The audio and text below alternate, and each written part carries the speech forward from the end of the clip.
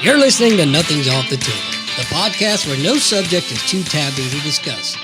Now, please welcome your hosts, Andy Barker and Drew Del Pree.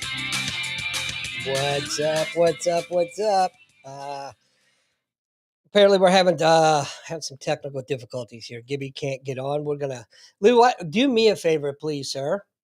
Guide us through. Oh, never mind. There we go. Well, ladies and gentlemen, we have our special guest, and let's just bring him in right now. Yeah. There he is, the man. I'm not the most technological guy, dude. So That's okay. anyway, it's asking for me to go to YouTube channels and all these other things, and so I'm sitting here panicking with my wife and my dog. So No need to panic, man. if my kids had been here, it'd have been no problem. But you got to remember, this stuff sometimes is still challenging for a guy like me. So Hey, what's going on, brother? It's challenging for me. Period. Regardless. There's a reason why they call them smartphones and not me a smart guy. But you got to have a smart guy operating, and that sometimes isn't always me. So that's right. Wait, what? Ladies and gentlemen, let me introduce the one, the only Gibby, Greg Gibby Gibson, Major League umpire for almost as many years as I spent in the Navy, right? Up 24. Oh no, I got you. I got you beat a little bit. I think you got me beat a little bit. A little bit, but it ain't about me. It's about you tonight. And first of all, dude, thanks for coming on and doing this, man. Is that Squints? Yeah, that's right. Squints. That's right. I forgot that. I forgot that's what they call them. You know, when you're around umpires, you get a nickname, you get tagged, you're done. So yeah. Hey, it's the same in the air crew. You know, you get your flight name generated by a computer, right? Or you can pick it yourself, run through a computer, or you can make a mistake. There you go. Anyway, I had one of my flight officers in the battalion. His name was his call sign was Skippy. So I had to ask. I'm like, Skippy, what? Why? Well, he was a Harrier pilot. Oh and he dropped. They were doing some practice runs. He dropped the dummy bomb, and it didn't. He just skipped all across into a dumpster. Yep, that'll get you a nickname. Oh yeah, for sure. But no, God, man, this is so awesome that you're on. Yeah. We can talk baseball. We can talk about anything really. So the way we like to run this, Gibby, is it's not an interview. It's three dudes hanging around talking story. Well, so I want to hear yours more than I want to hear mine. I'll tell you that. So, well, you know what? You took the words right out of my mouth because I want to hear yours.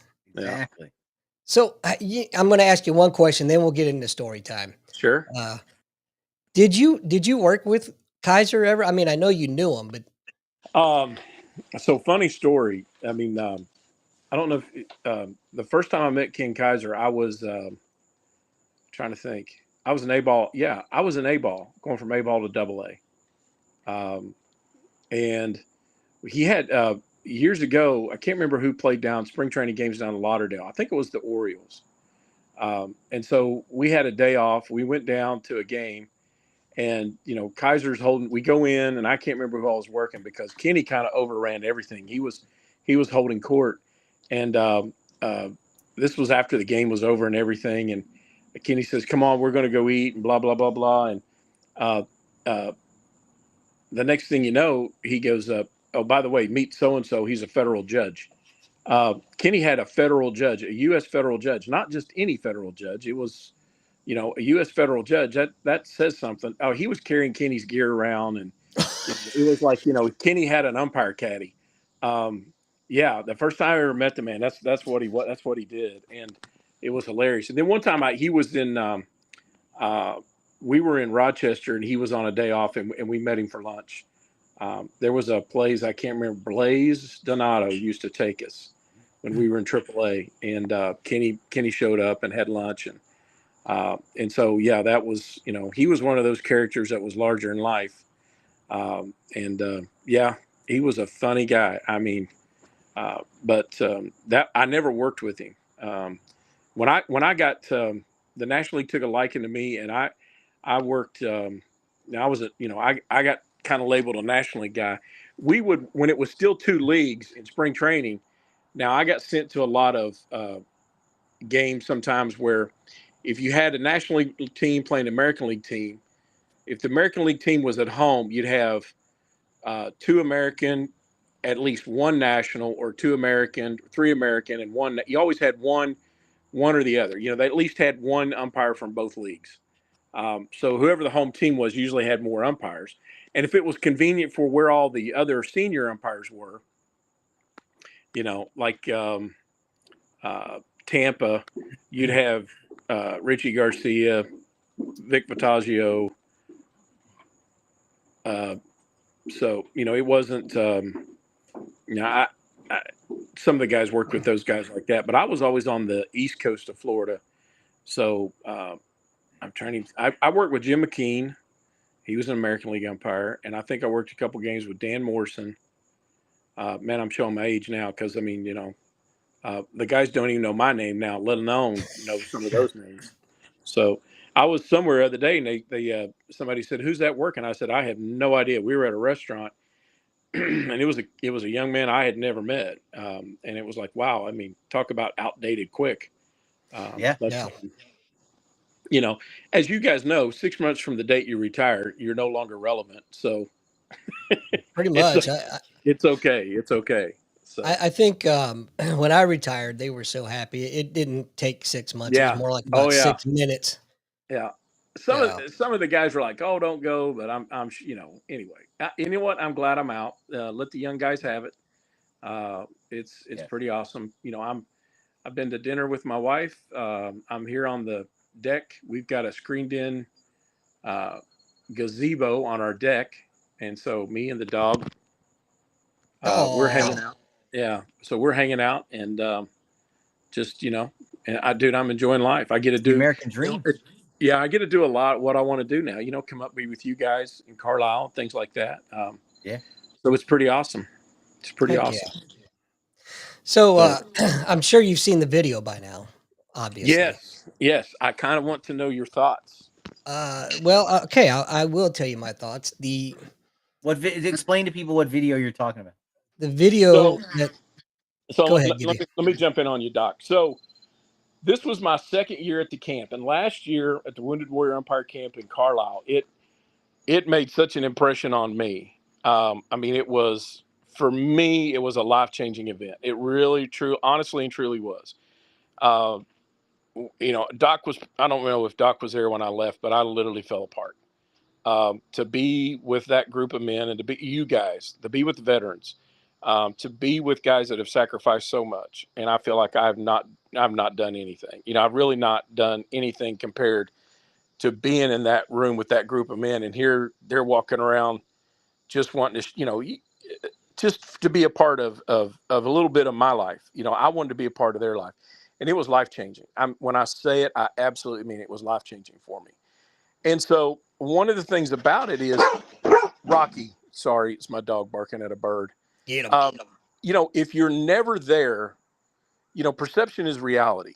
Seeing is believing. And I was like, we got to do something to put together a video, a professional quality video to kind of get the message out, because for those of you tuning in the podcast, I mean, when the guys come, the veterans come, some of the instructors come, they pick up the tab for free. Everything is free. And so raising money every year is a huge thing because, we want guys to come and honestly and truly it saves lives. Well, so a friend of mine, Matt Pridemore, was actually friends with Kenny Kaiser's son, John. And John is actually a big time Hollywood producer. He has produced Love Island, Dancing with the Stars, Bachelor in Paradise. I mean, he's a big time Hollywood producer, and he just happened to be home at the right time. And he came to Carlisle this year with a film crew and put together a first class, Hollywood, I guess you could call it an infomercial, call it a mini documentary. And, we were very proud of it. And, so I've had a kind of busy week and I haven't really got to talk to Major on the phone yet, but we want to get this out to businesses. We want to get this out to corporate sponsors. because I absolutely believe in everything that what Wounded Warrior Umpire Camp is doing. It saves lives, hands down. I know Doc tells his story. And one of the things that, it's a very, very proud group. I know you guys don't want sympathy. You guys don't want anybody feeling sorry for you. It was a job you did. But, you got to really get in and tell the story. And you got to really get in and tell about how it saves lives, how it changes lives, how it gives guys a purpose. And for me to be a little part of that, I mean, it's absolutely awesome. I mean, other than my church, there's not anything else that I really want to dedicate my time to, that I want to dedicate, uh, you know, my resources, my money. I, we did a lot to make this happen, and I'm grateful for the opportunity for that to do that. One of the things that I say, and one of the things that I said last year, and one of the things I always say, that group of men and women is America's best. That group of individuals that have sacrificed, they are the best America has to offer. My father-in-law was a very, very proud Vietnam veteran. I mean, and he was so, he would have been so thrilled. He was so proud to be an Army vet, especially a Vietnam veteran. But there's a guy in my church, and I'm going to bring Will next year. Will is a Marine. I got corrected on that real quick. I made the mistake of saying in front of a whole group of Marines, I introduced one of the guys as a former Marine, and I got basically chastised. I thought I was going to get a cat of nine tails. But Will is a Marine that was actually wounded in combat. And I sent the video to Will, and Will was like, wow. He said, you don't know how much I struggled with, mental health issues. And, um, you know, there was just a lot of things that he said, and he said, man, I really want to go. And I said, done deal. I'm bringing Will up next year. I want to make him umpire too. So he's one of those guys that thinks it's an easy job. So I'm going to bring him up, but the video, we're going to get it out. I think it's on Facebook now. Is it on Facebook now, Doc? It is. And we may just do a little screening here this evening, if that's all If right you with can everyone. pull it up, because, it's something that I've had a talk with, I've had discussion with the Cincinnati Reds about being a sponsor. I've had, some of the baseball people. And one of the things about it is, when people really see, it helps raise money. And yeah, we want to raise money because we want to save lives. We want to keep guys that have issues, that have, Doc, you can attest to this better than I can, that just need to be a part of a group. That was one of the things that I miss about the job, and that's what I really enjoyed about the camp is, the camaraderie, the fraternity, being with a group of guys. And you know, there are so many similarities between the umpire world and the military world. It's unreal. I never got shot at, but I'm sure if some of them would have had a gun, they would have shot at me. But it's just an incredible, incredible organization. Doc, Joe, Rob, Kyle, Hanson, just a crosser. I really got to know him. Santa, just the guys that I really, I talked to Joe the other night. I think I talked to Joe on Monday night. We talked about, 10, 15 minutes. I've talked to Major a couple times while we were finalizing everything on the video, but, it's kind of nice to have that. I get a text every now and then here from Doc, or Rob texted me the other night. He was at the Giants game. Laz Diaz got him tickets, and, Laz and I, same year together and everything. So, just being with that group of guys is just absolutely awesome. Absolutely awesome. So, those of you tuning in the podcast, if you're a supporter of veterans, which I am, this is one of the most worthwhile causes. And to go there and see it, I mean, it is hands down the best thing. A group, that I want to be with. It's worth my time. It's worth my resources. It's worth my effort to give back. So, and I mean that. I mean, it's not and it's kind of funny. So the guys, when you leave, they give you pins. You guys give out pins and stuff like that. And Santa this year was like, hey, you need to get a pin to give out next year. And I'm like, well, I'll work on that. But my wife decorates our dining room table for the 4th of July with all my military pins that I've been given. Oh, really? I really, I take that, man, I take that to heart. I had some uncles that served. And so, when I was coming out of high school, Vietnam was still fresh in the minds of my parents. And I mentioned the military, and it was like, no. In the 80s, my parents had friends, and Vietnam was still very, very fresh. That's how old I am, Doc. Vietnam was still fresh in everyone's mind. And, military was kind of, no. And then I was actually at umpire school when the first Desert Storm happened in 91. And we had 3 or 4 guys in our class that were in the reserves that had to leave. They got called and they had to go. And, when you're 22, you don't think about things like that. And I wish, looking back on that, I'd have got those guys' names and addresses and kept up with them somehow and found out how they did. Because, I got to chase my dream, and they got called away. So maybe they got called away, so Yeah. you could chase your dream. That's right. That's the important part of it. You said you're old, and you are. However, Yeah. I'm gonna tell on myself a little bit. I actually have 2 national defense ribbons. Wow. Yeah, because I was, yeah, but I was actually in both theaters. So I was deployed during Desert Desert Storm. Wow. Yeah, easy. Are you saying my first national defense is any less merited as yours, seeing as how I got it the last month it was authorized 6 years after the war ended? Yeah, is that what you're trying to say? That's pretty much exactly what I'm trying to say. No, but funny story about Gibby last year when I met you. I had heard when I got to camp, I heard, oh, well, we got a major league umpire coming, blah, blah, blah, blah, blah, and everybody's all excited. And I say, well, who is it? And they're like, Gibby Gibson. I'm like, oh, cool, man. I'd never heard of the guy. So then when I got to meet you, and I found out what all the buzz was about, I'm like, oh, really? No, I'm kidding. I'm kidding. No, I told you when we had our conversation, we had a really good conversation. And when I just felt connected to you right off the bat. You're such a down to earth dude, man. And I want to personally thank you for everything that you've done for us. Greg Gibson coming. It's my privilege and my honor. Greg Gibson coming to camp meant a lot to a lot of people. It didn't mean shit to me until I got to meet you. But now that I've met you, I consider you a brother, a friend. Absolutely. I'd do anything for you. But I want to thank you personally for, coming there. And it means a lot to these guys. It really does, Yes. The knowledge that you have to share with everyone. I'm going to be perfectly honest with you. The only reason I went to umpire camp is because a buddy of ours, Matthew Curran, talked me into going.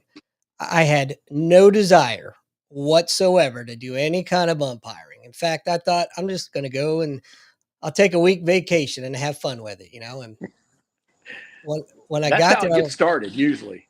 Oh my God, I was bit by the bug. I got bit hard. And I love it now. But I had a nice train of thought. I was going to share something with you, and it just went bye-bye. But since it went bye-bye, why don't what do you say we play the video for everyone? Yeah. All right. Absolutely. Let's do it. We'll go, let's see.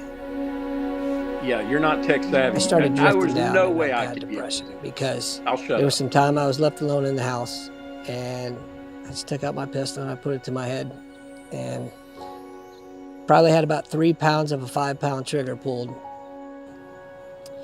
So I knew I was in a lot of trouble. On the move! Call it!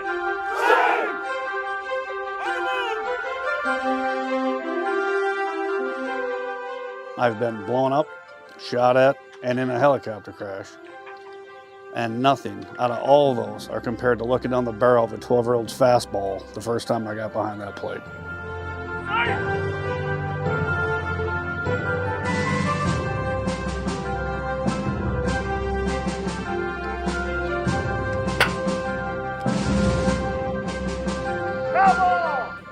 So you You're out. There you go. When I retired from the Marine Corps, my last tour of duty was with the Wounded Warrior Battalion at Camp Lejeune. And we had a lot of groups that came in and wanted to take veterans out and play golf. They wanted to take them on a fishing trip. And then it's done in a week. But what we wanted to do is create a vocation. And it started out as, we've trained umpires before. Now we're just going to bring veterans in. And we focused more on wounded veterans. They ask me, what's the hardest sport to officiate? And I always say baseball, because you always have to make a call. Y'all chose the hardest sport to officiate. The curriculum started out as a basic umpire school. If you had 5 days with somebody who was so green that didn't know anything about baseball, what would you want them to know? My best friend is the instructor here, and he recommended the program. You, second base! Yes, sir! And my wife and all of my family saw a tremendous difference in me when I came home. I was a lot more confident in myself. Great job, Jeffrey! I was not depressed anymore. I was enjoying things in my life again. We give them free airfare. We give them free lodging. We give them about $1,500 worth of equipment to start their career as an umpire for free. After a few years of taking my umpiring back home seriously, a lot of fellow umpires had said you need to go to a camp. I couldn't afford one. That's the truth. So these guys were very nice to invite me.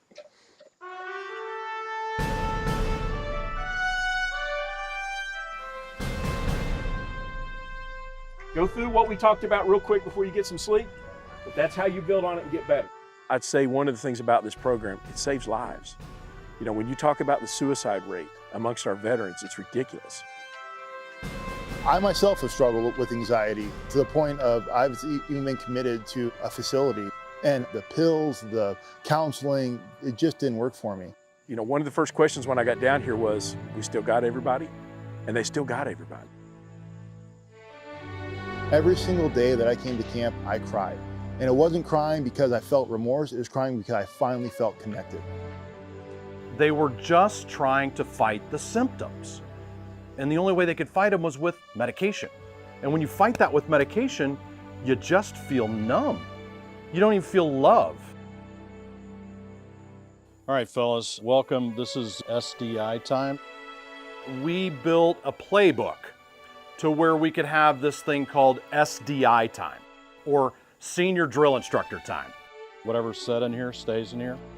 Do you like to withdraw a lot? And are you the isolator? Are you the cynic? I moved out of my house when I was 15. My parents were in and out of jail. And that's the big thing that prompted me to join the Army, was just to get the hell out of there. The SDI time is what makes this camp extremely unique.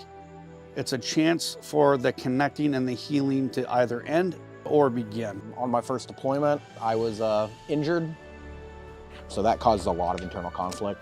But I'm grateful I found this umpiring stuff, because it's going to give me a purpose again. What it comes down to is funding. Everything that goes into this camp costs close to $100,000. That's one thing that we struggle with every year in order to take care of these veterans. I was so bad off, I had a pistol in my head. And out of the blue, I got a call from somebody in this organization. The hair on my neck started to stand up, and I felt an overwhelming sense of, I need to reach out. So thankfully did. So I wouldn't be here. So. That's what true healing starts from. This is a worthwhile cause, but it comes at a cost. It comes at a price.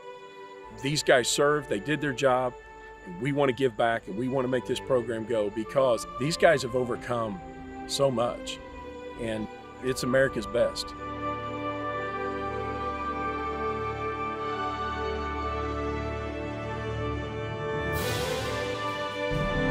When you come here, you're part of a huge family.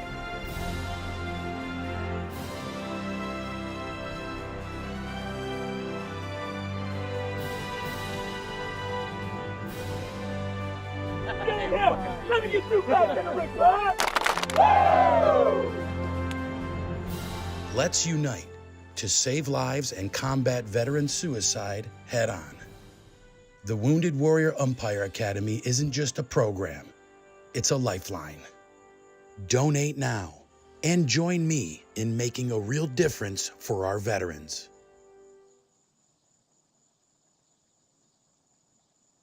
Wow. It's a great video. It's my first time seeing it. You know, I don't have Facebook. Really? You hadn't seen it? No, I don't. So, Gibby, I used to work at the jail, and I got rid of all my social media when I went to the jail. Because, you know, a guy like me, you know, I'm attractive to both sexes. It's a blessing and a curse. So I couldn't have anyone stalking me. Well, I won't go there on that one, brother. But anyway, no. It was, I think it's done real well. I know it highlights Doc a lot, but it tells Doc's story. But, and I know Doc don't like the attention, but, you know, Doc is only one of about, what, 35, 40 stories every year at the camp. And that's the amazing thing is, and I think other veterans, you know, they need to hear that you're not the only one going through this. You know, there's a lot of people there's a lot of veterans, you know, one of the things I say, the suicide rate amongst veterans in our country is ridiculous. I mean, it's, you know, that's where, you know, it's like, okay, we want to take care of so many things that we shouldn't be taking care of, and we don't take care of the things in our country we should. And it's just one of those things where we need to do a better job as a nation to take care of our veterans, and especially our combat wounded veterans. So, you know, it's the first time I watched that, showed it my wife. My wife sat and was in absolute tears. You know, a lot of people that watch it, I've shared it a little bit, and people are like, we've used up our budget for this year, but next year, yeah, you're on the docket. And, you know, again, seeing is believing, you know.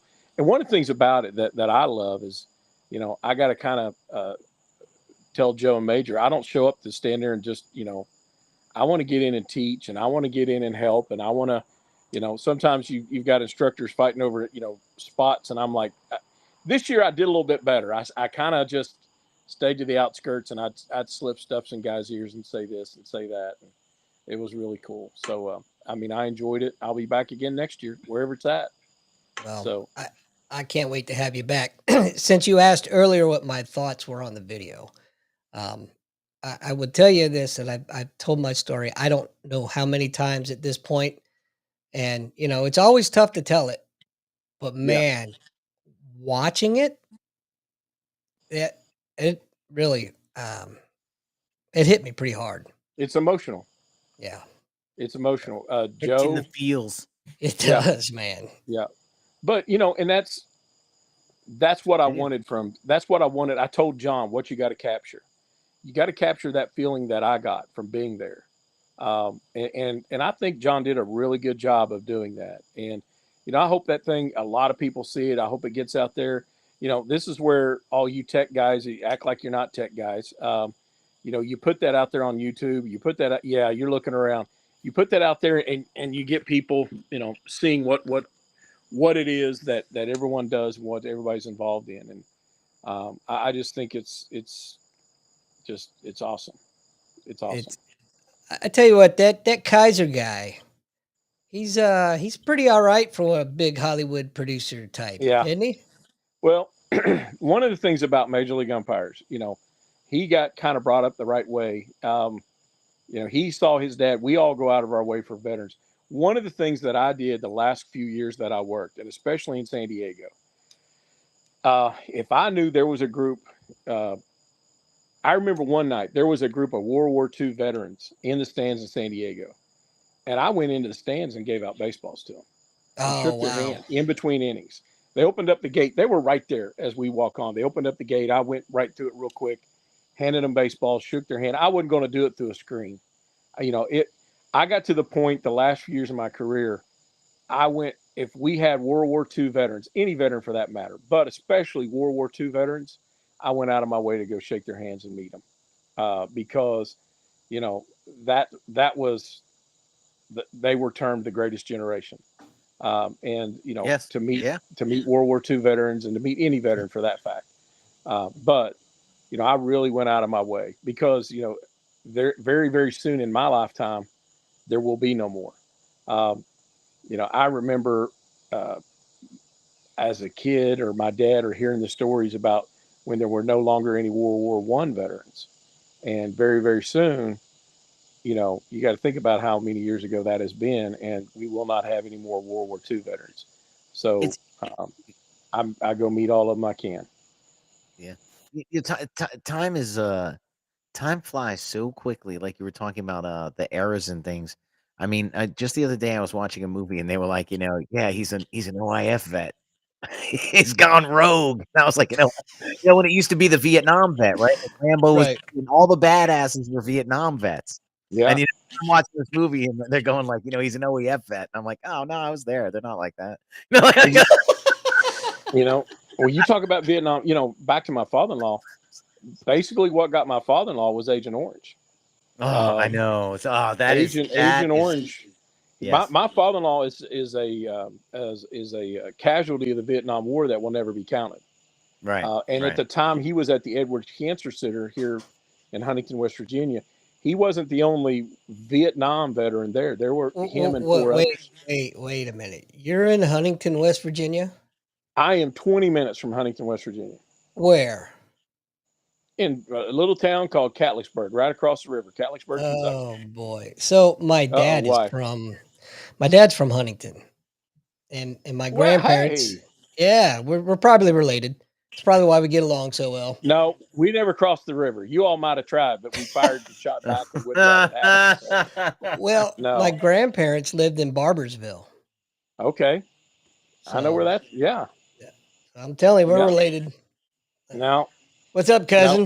No, mountaineers are not going to let briar hoppers don't let mountaineers come across the river. Ain't happening. There was kind of a feud over that, if you remember, many years ago. It's depending on what part. Yeah, depending on what part you go up in there, it's still kind of going on a little bit. Well, yeah, it's kind of funny. It's been a while, but like. When I first got into baseball years ago, Hunter Wendelstedt sent me a FedEx package. It took 4 days to get here.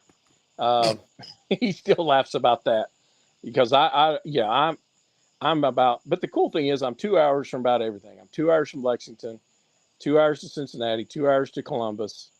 I'm 6 hours to Charlotte, 6 hours to Nashville. So we like our peace and quiet here. I come home when I was an active umpire, I could literally come home and disappear, and that was nice. Literally, very, very nice. Yeah. So my sons, I did a lot with them, and I could come home and be dad and disappear, and it was really, really nice. So we'll talk more about that offline. I have a question. Can we shift gears more positively? And what I'd like to ask, I'm going to bring up a comment that was made by, I forget, right? To bring up a comment that I can't even source. Anyway, there's a pitcher who had written a book when I was stationed in Boston, so circa 2014 timeframe, retired pitcher. And they're asking him what stadium, is the worst for you to pitch in. And he says, Boston, the Red Sox stadium. He says that's the worst because the fans are so close. He said you throw a bad pitch and they'll let you know. So my question to you is, what is the worst stadium to be behind the plate in? Philadelphia. And why? Well, it's a family show. Understood. It's not. I will say this much: it is not the city of brotherly love. It is a dirty, nasty, mean town. How they call that place the city of brotherly love is beyond me. It's the only town to have a bomb dropped on it by the mayor. Oh. But back to Boston. They literally are on top of you. That's what he said. He said, if you make a mistake, they let you know. He said, you can hear it in stereo. I got in trouble. I can't remember if it was 2006 or 2007. We were in Boston, and right in the middle of the game, I turned around because it was like the 5th or 6th inning. And I turned around and I said, from you to you, get rid of them. There was 5 guys behind home plate. Ejected. And I went over. Oh, yeah, I ejected 5 fans. And it was like, one of the security guys said, from that guy to that guy. Well, they get security in there and they start marching them out.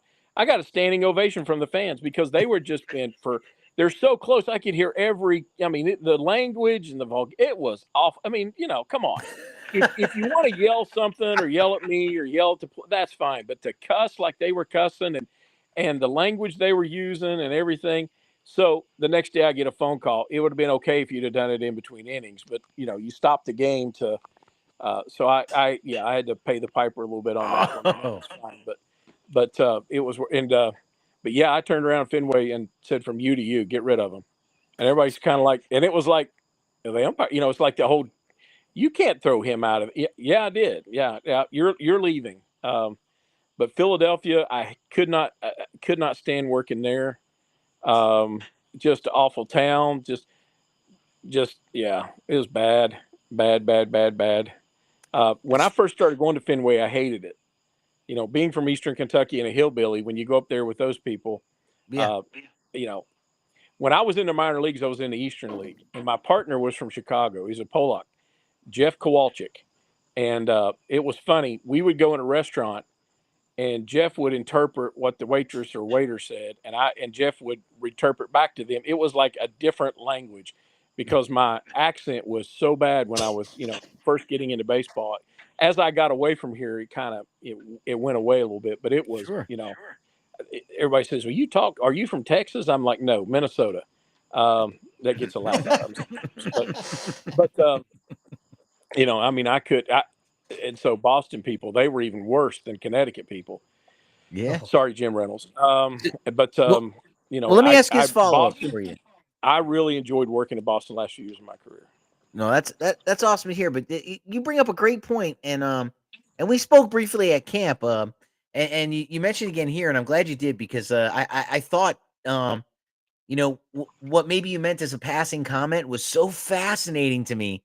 Umpire got fined. So you guys have an entire system of account. Can you talk a little bit about that for like people that are watching that are like, these umpires are insane. They do whatever they want. Or no there's really an accountability system. I mean, there's one of the things when I got into the whole change of the umpires, let's back up to 1997, my first call up. Not every game was on television. I think 2002 or 2003 was the last year I had a game on radio only, and it was in Milwaukee. I remember it because we actually looked at each other in the locker room and said, we're not on TV today. This may be the last time in our careers we're not on television. Because when I came to the big leagues, not every game was on television. You had the Wednesday night, you had Saturday night. You didn't have, every team now has their own network or their own, their game being. They got. Well, what does that mean if it's on radio? What's the difference? Like, because I don't know the difference. They weren't really concerned as much about the breaks in between innings.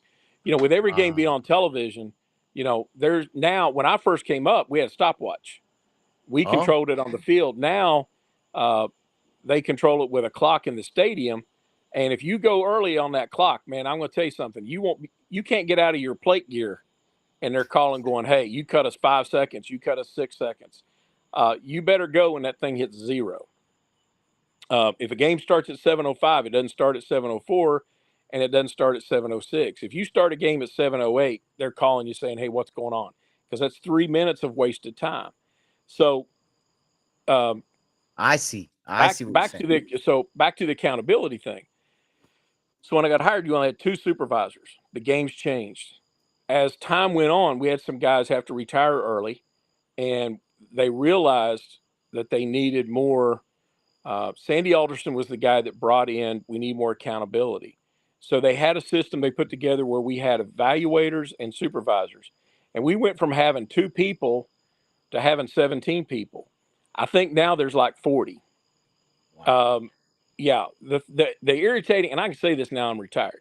The irritating thing that I don't like is a lot of people that have never done my job have a lot of input, and that's not right. If you walked in my shoes or you walked between the white lines, I'm going to listen to you. If you were a player, a manager, and especially another umpire, but the accountability system with the technology now. After every game, every Major League plate umpire gets their plate score from Major League Baseball, not scorecards. as they have out there on the social media today. So scorecards is not correct. And I'm not trying to make excuses for the guys. The system, one of the gripes that I had is the system that Major League Baseball has in play should line up with what they show on television and with what they show on social media. And it does not. Because and I'll just use an example. When Angel Hernandez said he shot a 98 and scorecards had him shooting a 91, I can guarantee you, because I've had games like that, scorecards would have me at an 89 and Major League Baseball would have me at a 97. There is the 2-inch buffer, because that was implemented by Major League Baseball, not the umpires.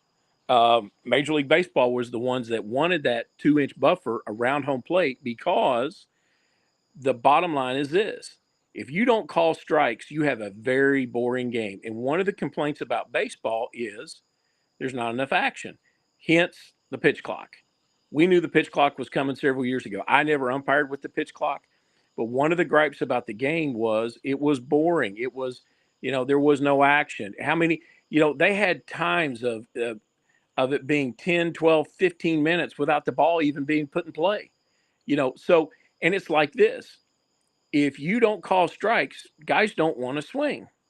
So they, instead of creating a 19-inch plate, we kept the traditional 17-inch plate, just put a buffer on it.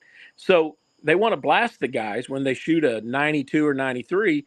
But I will tell you this: I went into a series, they switched me with a crew, and I'm not going to say the crew's name, but I know the first night one guy shot a 99, and the next guy, the guy shot at like a 98.6, and their games was 3:15 and 3:30. I went back there on the third day of the series, shot a 96 and had a 2:15 or 2:30. I got them swinging. Nice. And one of the things that I would tell, there was a young catcher for the Reds that came out my last year. He said, "Hey Greg, that pitch you balled in the top of the second." I said, "Stop it right there." He looked at me, did this, and he said, "Well, I just figured you want to know." I said, "No, I don't want to know, and I don't care." I said, "I'm going to tell you why. They trained me to be consistent. They didn't train me to be perfect. All these guys are out here trying to shoot the daylights out of this machine. That will not be me. And it's not that I'm trying to cheat. It's how I got trained to do the job. I got trained to be consistent." I remember Tony La Russa screaming at me in 1998 as a call-up umpire, "What you start with in the first, you finish with in the ninth." And he was right. That game, I called a pitch I shouldn't have called. And that's where my training came into play. I got trained by what the players expected, not what I thought I should do. The umpires nowadays, they get graded on their calls. They get graded on the number of missed calls they have. We have guys that if you do something, say something, there's microphones everywhere. If you say something you shouldn't say, you get fined. I had a situation my last year. It wasn't right. I got fined for it. Guy lied. I had no proof. But I took it and I ate it and wrote my check. But I got fined twice in my career. I was one of the guys that wasn't looking to, it's kind of funny. Doc, you mentioned it. You didn't even know who I was when I got to camp, and that's kind of the way I liked it. I did the job for a long time and over 20 years. And, the first 10 years I was in the league, everybody back home still thought I was working at the bank. I didn't make a big deal out of it and, go, hey, look at me. That's never been me. Yeah. But, that's the thing about it. When you do your job and you do it well, they see you, they don't hear you, you go away and you can live a nice, quiet life. But, I was blessed beyond belief to have the job. I was blessed to have the opportunities and the games. You talk about social media. My sons are now starting. It was this year was the 10-year anniversary of Clayton Kershaw's no-hit game. And if Hanley Ramirez had not made an error in the top of the seventh, I would have 2 perfect games. I was behind the plate for Randy Johnson, May 18th, 2004. And I think it was June 16th or May 16th, 2014. I was behind the plate, and Kershaw, we get to the ninth inning and he has to run over to first base and cover first base. And he's got to run. And so I go back out, after they retire the runner, I hand him a new baseball and I said, "Hey, take your time, catch your breath. This is bigger than both of us. Bigger." I said, "This is bigger than me, and take your time." And it was like, that was he put that on social media what I said, and I'd kind of forgotten about it, to be honest with you. But the things I got to be a part of, the events, the history, man, it was awesome. But our umpires held to an accountability. Absolutely. You know who holds an umpire to accountable more than anyone? The Who? umpire. Yeah. The umpire. Because one thing about it, and I would tell young umpires this, you are a major league umpire. Act like it. We take a lot of pride in wearing that tag. We take a lot of pride in being called. I took a lot of pride in being called a National League umpire. I mean, I knew the guys that had walked in front of me, and I wore that tag proudly, and I was going to live up to it. And I would tell guys, when you get your job, now go master your craft. Hold yourself accountable more than anything. The league, the teams, the players, hold yourself to a higher standard than what anybody else requires of you. Does everyone do that? No, but I know that I did. I held myself, guys would still laugh at me because I'd get upset at myself about something that I messed up on the field. I had a hard time sleeping that night because I expected the best of me every night. There were people's livelihoods on the line. There were people that paid a lot of money to come to those games. One of the things I tell baseball fans is because of you, I got to live my dream.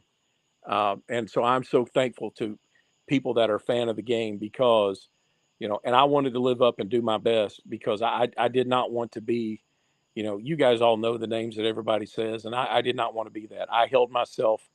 So as far as accountability, I held myself to a higher standard than anything the league could ever put on me.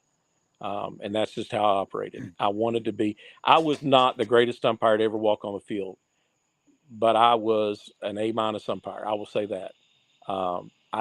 I worked hard at it. I didn't, there's some guys that I work with that just had unbelievably natural talent. I had to work hard at it.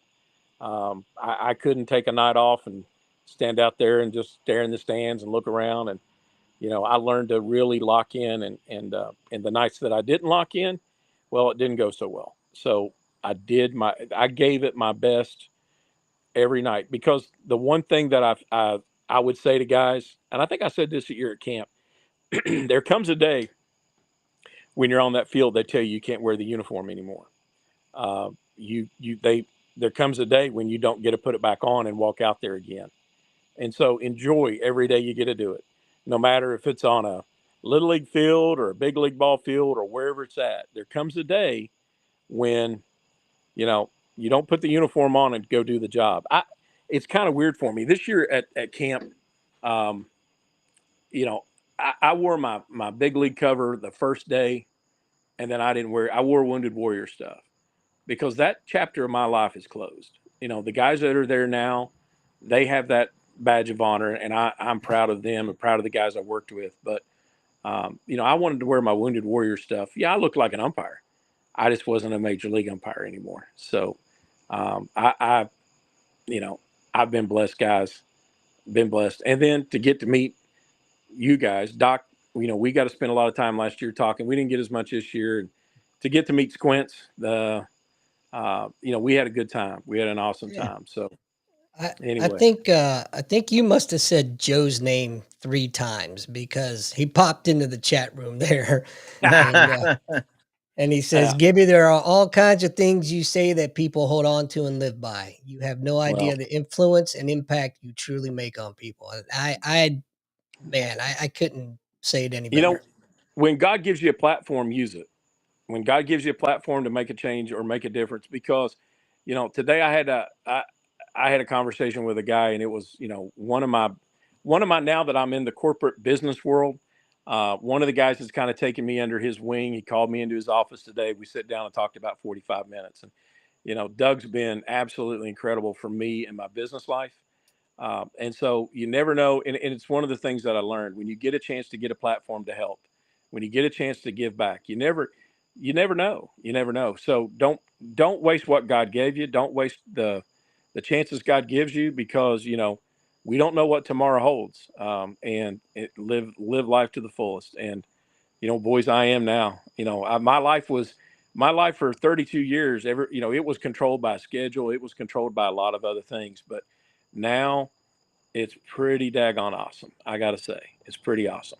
So Enjoy it because you deserve it.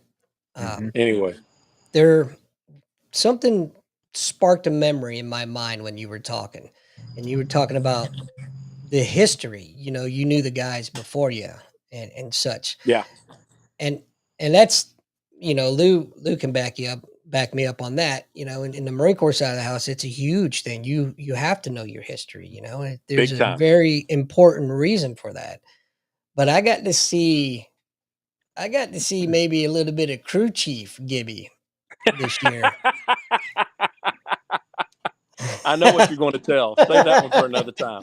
All right. I wasn't going to mention that young kid didn't know his history, and I let him know it because. Oh my God! You know who taught? Real quick before we got my battery's dying. Real quick before we get off here, you know who taught me that? Harry Wendelstead. Really? We go into umpire school one year, and Harry goes.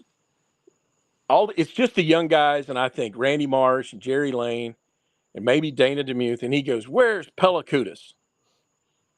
And we're all looking at each other like, Pellicutis, yeah, I hired him. He should be here. Where's Pellicutis? He's not here we had 8 a.m. meetings every morning with Harry. And if you showed up at 8 a.m., you were late.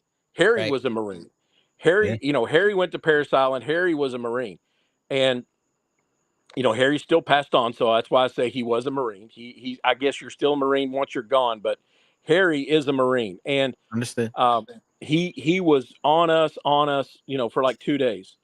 And finally, on the third day, he said, Chris Pellicutis was a National League umpire. And we have a banquet every year. And his name's on the board that he went through Al Summers and umpire school. And he banged his fist on the desk and he said, "Know your blankety blank history." And got up and walked out. And he was pissed. He was mad. Yeah. And it was later that day at lunch. He kicked all the, we had at umpire school, we had like 25, we had a lot of big league guys and minor league guys. And they, we had varsity and JV. And I was, at that time, like freshman on the JV team. And so he's got all the JV guys in there and he goes, "Here's why I said that." And Harry laid it out. Know your history. Know the men that walked in front of you. Know about 71 and 72. Know about 79. Know about 84. Know about what the guys did to give you and give you a better life. And that always stuck with me. And so when I get a chance to share that with a young umpire, especially a AA umpire, I let them know real quick. Know the guys that walked in front of you that made some things possible. So, well, guys, I got to get off here because my battery has got about 5%. All right. Well, so Gibby, we super appreciate you coming. Yes, we'll get you back. I love talking the stories. The next time, Lou and I will share some of our stories for you. There you go. Yeah. Lou, Squints, good to see you, brother. No, absolutely, Gibby. Pleasure having you on. Good talking to you, my friend. Doc, yes, I'll be talking to you sometime. So see you, boys. Yes, all right. Yep. Take care, Gibby. Right. Bye-bye. So real quick, I won't mention any names, but Joe and I were sitting in there. We had a little dinner, I guess. It was for the staff with Gibby and the production crews to meet them, and the minor league guys showed up, and we were talking about John Kaiser, the producer of the video you guys just watched. His dad, as we mentioned earlier, Ken, was a major league umpire, in addition to a professional wrestler earlier in his career. So stories for days. And walked in to introduce him, and he says, "Yeah, this is Ken Kaiser's boy." And the poor kid looked at him like, "Oh, okay, well, I don't know who that is." And I saw the chief in Gibby come out, the Navy chief in Gibby, or the gunny, if you will. Boy, he laid it on this kid, man. And I'm not gonna lie, for about, I don't know, like maybe a microsecond, I almost felt bad. And then the laughing came in and I couldn't help it. Yeah. Like Joe said in the room, he said he had that kid shitting sideways. That's how it goes, man. But I wish I had a chance to ask him. I wanted to close out with asking him. Give me a moment where the crack of the bat woke you up. Give me one.